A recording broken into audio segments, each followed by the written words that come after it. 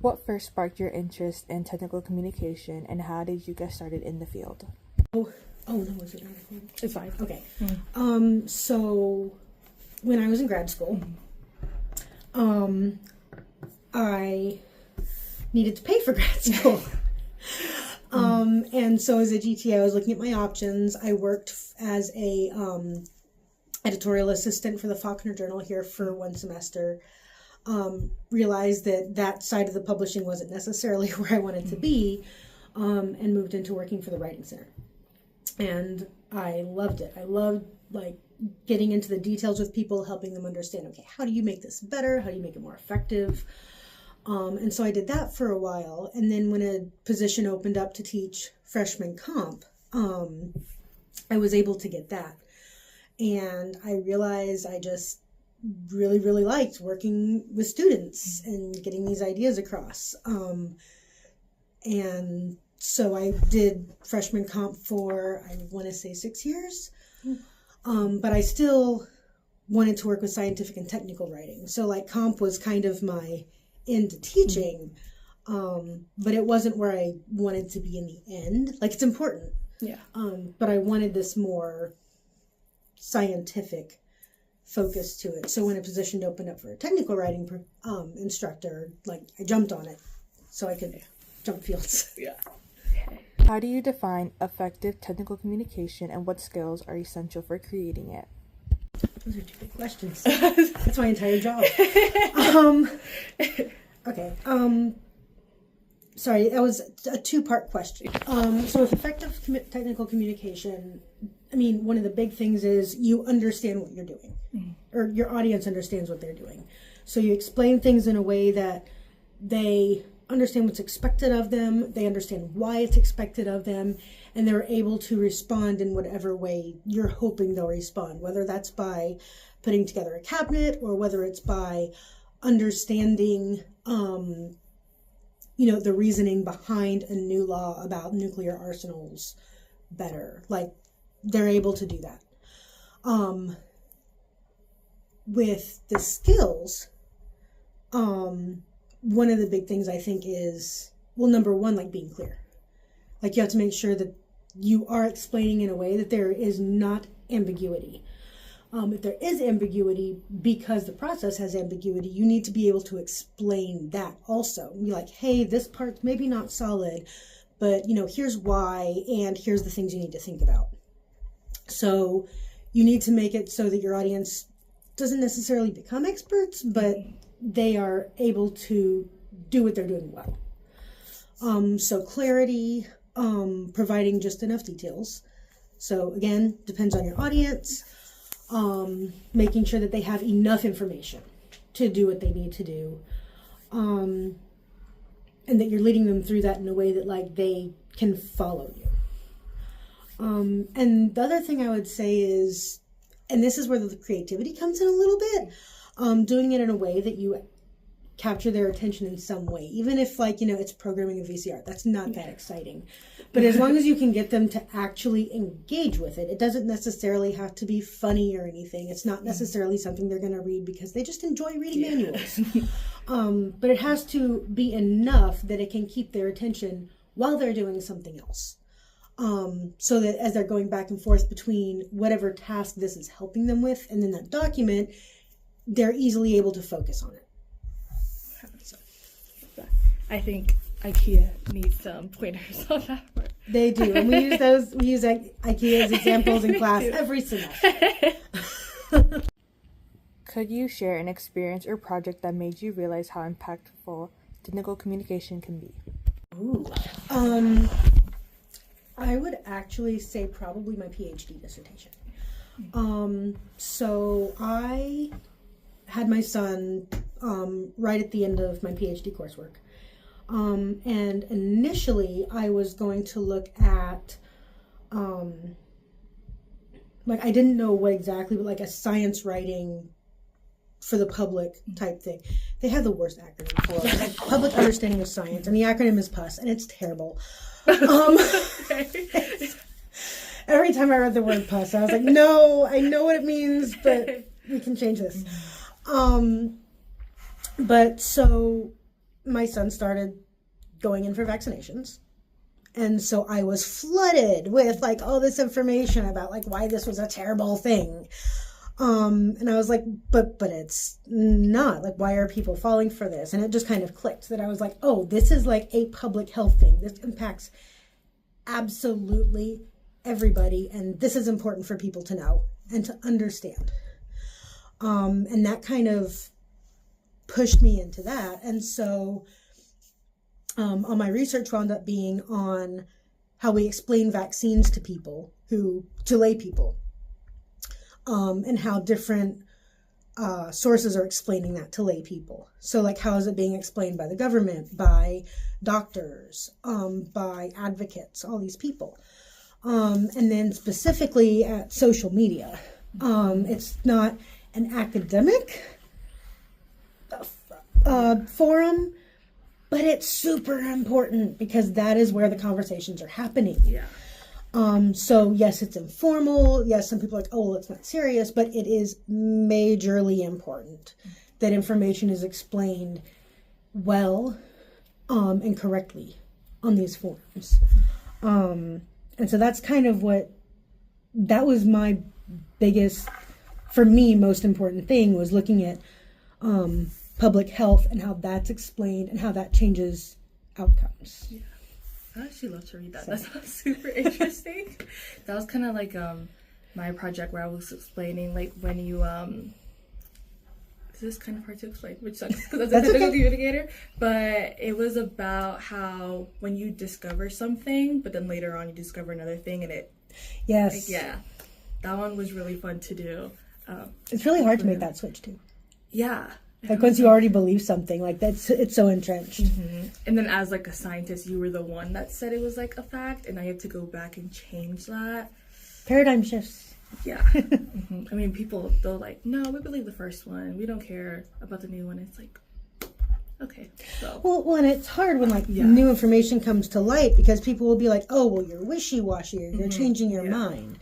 But we don't know everything all at the same time, all at the beginning, all at once. Like, it's natural for new information to change how you're thinking. It should change how you're thinking. When you get new information, it shouldn't just be like, nope, I already know this by. Yeah. But it is hard to rewire your brain. It is. Especially with, like, the concussion one, how you, like, can't go to sleep if you get a concussion. Like, you're not going to go into a coma. Right. Yeah. Are there any common misconceptions about the field that you'd like to address? Common misconceptions. I guess one is that like it's just all boring. And maybe that's just because I'm a dork. But like technical writing isn't necessarily like just dry. It can be very interesting to do, especially when you're looking at not just like, okay, well I got to get these instructions out, whatever, but looking at, okay, but if someone can't do this, like, how do I make this better? How do I use visuals to make it better? Even if you don't change the language, like, how do you change the language, like, for tone and to account for different understandings? Like, there's a lot that goes into it. It's not necessarily just like, oh, well, you're just giving someone instructions. It's easy. To do it well, there's a whole lot more that goes into it. And I think those things are very interesting. Yeah. I love it. No, I love it too. Like in your class, I honestly forgot what it's called. Documentation design and publication. Yes. Oh, I'm having so much fun. Yeah, like writing the proposal was one of my favorite things. And okay. Content design, and my best friend, her dad has an ice cream business. So okay. That's what I'm doing it on. Yes. And I'm like talking to her and I'm like, here's the proposal, and she's like, I don't want to read it. So I'm like, no, but like I love it. Like it's gonna be great. And like no one understands, but I'm having a lot of fun in the class. And yeah. And honestly, like thinking about like language and like way to say things, there's this one thing that I hate that I feel like now that I'm like a technical communicator I see. Mm-hmm. Have you ever seen like when like a new movie comes out and it'll say only in theaters this Friday? Yes. Which means that, like, it's only going to be in theaters, like, that one day in my head. Yes. Like, I don't know if I'm wrong, and I look at it, and I'm just like, can someone call a technical communicator? Can we fix that? But yeah, I don't know. I love it too. How do you see artificial intelligence, automation, or emerging tech affecting the role of technical communicators in the future? That's a good one. AI. Yes. I mean, I know a lot of people who are saying like, oh, AI is going to mean that like, writers are defunct. We don't need them anymore. But if you look at the output of AI, that's not quite accurate. I think AI is a super useful tool. So I'm not somebody who's like, no, never touch it. Number one, that's not realistic. Number two, there's a tool. You should use it. The danger is when people want to just use whatever comes out of it and say like, oh yeah, this is good. And not look at it critically, not adjust it. I think one of the things with teaching is that it's hard because a lot of students see the assignment as a product. The product is the end goal. For us, the learning is the end goal. The product is just like there to say like, okay, we did the thing. So it's the process that's more important for us. And when you just use AI, you don't learn that process. But in the end, that means like you can't analyze what comes out of AI as well because you don't know what it's supposed to look like. So I think AI is super useful for things like making like rote forms, for things like, making lists, for maybe even helping with brainstorming. But I think the pitfalls are the danger comes when we get a little bit too complacent and just trust what comes out of it. So it's extremely useful. It's going to make a lot of jobs easier, especially with technical writing. But it's not a replacement for actual human thought. So. Yeah. So you said that it could make technical writing easier. In what way?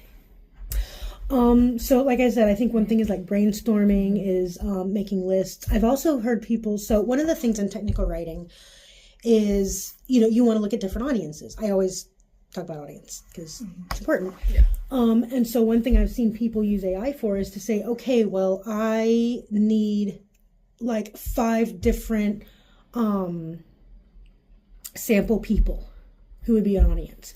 And so they'll ask AA like, hey, can you make someone who is, a white middle-aged woman living in the suburbs of Chicago? Or can you make somebody who is a teenager from Utah or whatever? So you can ask AI to make these personas. And then you can use those like as your audience, as your potential audience. So things like that. Like I said, also it can be very useful for organization. If you wanted to say like, hey, like, here's like this huge list of things I have to organize, throw it in there and be like, okay, like what categories would you put this in? Again, looking at it critically at what it puts out, if it makes sense, great, you've got this thing. If it doesn't, at least you've got a starting point to kind of like move some stuff around. So things like that. Like I said, mainly brainstorming, planning, organizing, that sort of thing. For students about to enter the workforce, what are the first steps they should take to start building their careers in technical communication? So this is a two-parter. So one is the skills. And understanding that we can't teach you every skill. Number one, we can't have all of the knowledge ourselves, but also we don't have time. We only have you for a couple years. So number one, taking what you've learned in the classes and then saying, okay, what else do I need? And I would say while you're still a student, taking advantage of everything you can. So like, for example, LinkedIn Learning, you have free access to it as a member of the UCF community. Like, do that. Get the certifications. I didn't even know that. Yeah. And it's like official certifications for things. So number one, I would say take advantage of tools like that while you can. Get training that you can put on your resume and your CV, and just build those skills. The other skill I would say is looking at new software. Again, we can't be experts in literally every piece of software that is used in technical communication. And you don't have to become an expert in all of those, but at least getting like a broad range of like, okay, like I generally know how to use each of these things. On a different side of this, connecting with the technical writing community. It's so many jobs like are getting hundreds and hundreds and hundreds of applicants. So if you're not standing out in some way, it's really hard for them to notice you. And one of the best ways to stand out is to know somebody there who can put in a good word for you. Or who can say like, hey, I know this position opened up. It would be perfect for you. Or like, hey, like, you tell them that you applied and they'll be like, okay, well, I'll tell my hiring manager to look for your CV. So networking, I think, is going to be a huge thing. Like not thinking like, okay, this is just going to be a solitary thing. Like I'm just going to, but getting in touch with the people who can help move you in that direction. And that's one of the big things FTC does is we try to connect with those professionals, get you in those networks so that you can find those niches and those positions where you want to be. What do you find most rewarding about teaching technical communication to students?